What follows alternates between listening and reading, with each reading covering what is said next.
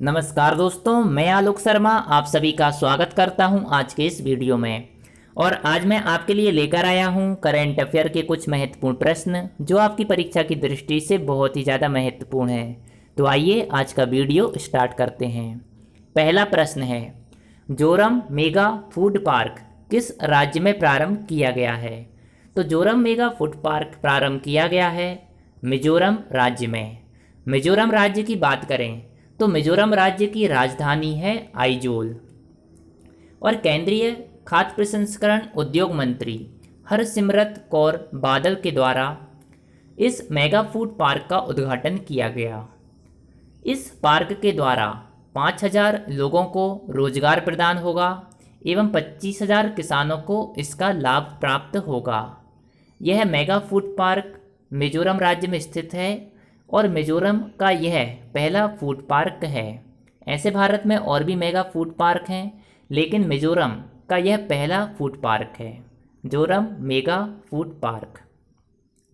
अब हम बात करते हैं अगले प्रश्न की।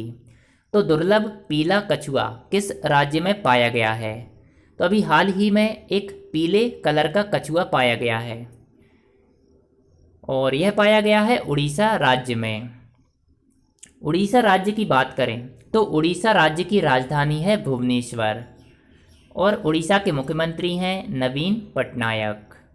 उड़ीसा में ही व्हीलर द्वीप है और व्हीलर द्वीप का नाम बदलकर एपीजे अब्दुल कलाम द्वीप रख दिया गया है। यह क्वेश्चन कई बार एग्जाम में पूछा गया है कि व्हीलर द्वीप किस राज्य में स्थित है, और इसका जो नया नाम है वह भी कई बार एग्जाम में पूछा जा चुका है। उड़ीसा में ही चिल्का झील है जो भारत की सबसे बड़ी खारे पानी झील है। और उड़ीसा में ही कोणार्क शहर में सूर्य मंदिर स्थित है। यह भी कई बार एग्जाम में पूछा गया है कि कोणार्क का सूर्य मंदिर किस राज्य में स्थित है, तो इसका आंसर होगा उड़ीसा में। तो उड़ीसा में यहाँ पर आपको 3 चीज़ें मिल गई, व्हीलर द्वीप और चिल्का झील और कोणार्क का सूर्य मंदिर। इन सभी पॉइंट को आपको याद रखना है।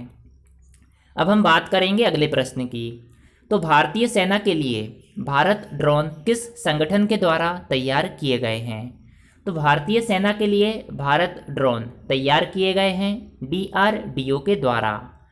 अब बात आती है डीआरडीओ की।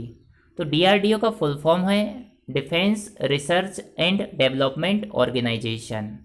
इसकी स्थापना हुई थी वर्ष 1958 में और इसका मुख्यालय स्थित है नई दिल्ली में।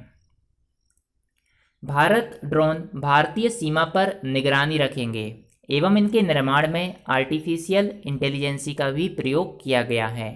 आर्टिफिशियल इंटेलिजेंसी को हिंदी में बोला जाता है कृत्रिम बुद्धिमत्ता। यह एक ऐसा सब्जेक्ट होता है जो रोबोट बनाने में बहुत ज़्यादा उपयोगी होता है। जैसे आप और दूसरे सब्जेक्ट पढ़ते हैं उसी प्रकार से यह भी एक सब्जेक्ट है। यह भी एक ऐसा क्षेत्र है जो आपका जो रोबोट बनाते हैं हम, उसमें यह सब्जेक्ट बहुत ज़्यादा यूज होता है, आर्टिफिशियल इंटेलिजेंसी। और ये जो भारत ड्रोन है यह बहुत ही विकसित ड्रोन है और इनका काम होगा जो भारत की सीमा है वहाँ पर यह निगरानी रखेंगे। अब हम बात करते हैं अगले प्रश्न की। तो किस परमाणु ऊर्जा संयंत्र की तीसरी इकाई सामान्य परिचालन स्थिति में आ गई है? तो काकरापार परमाणु ऊर्जा संयंत्र की तीसरी इकाई सामान्य परिचालन की स्थिति में आ गई है। यह काकरापार परमाणु ऊर्जा संयंत्र गुजरात में स्थापित है।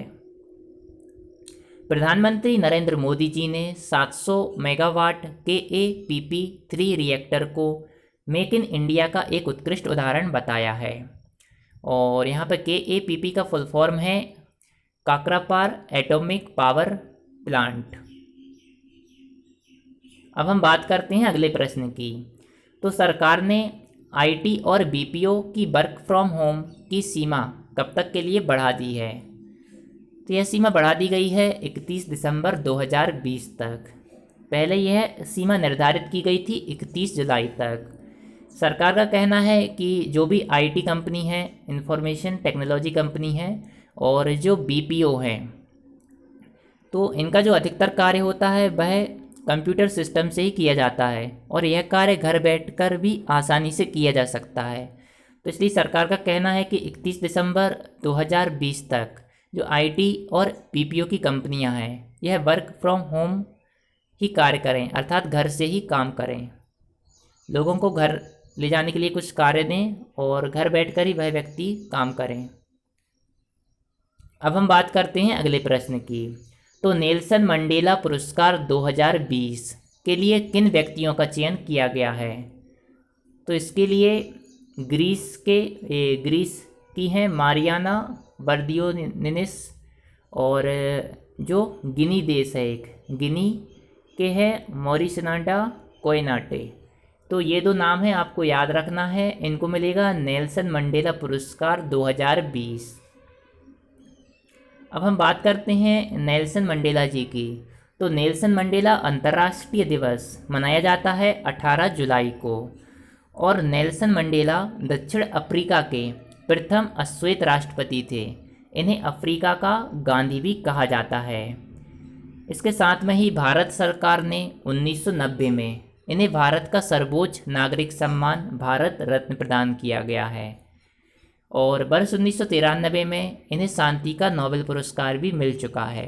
तो ये सभी पॉइंट आपकी परीक्षा की दृष्टि से बहुत ज़्यादा आईएमपी हैं, तो इन सभी पॉइंट को आपको याद रखना है। अब हम बात करते हैं अगले प्रश्न की। तो यूरोपियन यूनियन ने कोविड-19 से प्रभावित देशों के लिए कितने रुपए के फंड की घोषणा की है?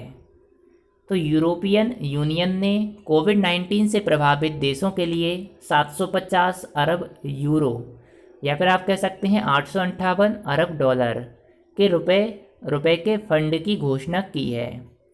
इससे उन देशों की मदद की जाएगी जो कोविड-19 से बहुत ज़्यादा प्रभावित हुए हैं। अब हम बात करेंगे आज के प्रश्न की। इसका आंसर आपको कमेंट में देना है। तो आज का प्रश्न है, Hungary grand prix 2020 formula 1 race किसने जीती है? इसका आंसर आप कमेंट में अवश्य दें, और इसके साथ में ही यदि आप कुछ सजेशन देना चाहते हैं तो आप वह सजेशन भी कमेंट में दे सकते हैं। तो दोस्तों यदि आपको मेरा वीडियो पसंद आया हो तो इसको लाइक अवश्य करें और इसको ज़्यादा से ज़्यादा शेयर करें। और यदि आपने अभी तक मेरे चैनल को सब्सक्राइब नहीं किया है तो मेरे चैनल को सब्सक्राइब अवश्य करें। आपने मेरे वीडियो को देखा, इसके लिए बहुत बहुत धन्यवाद। Thank you.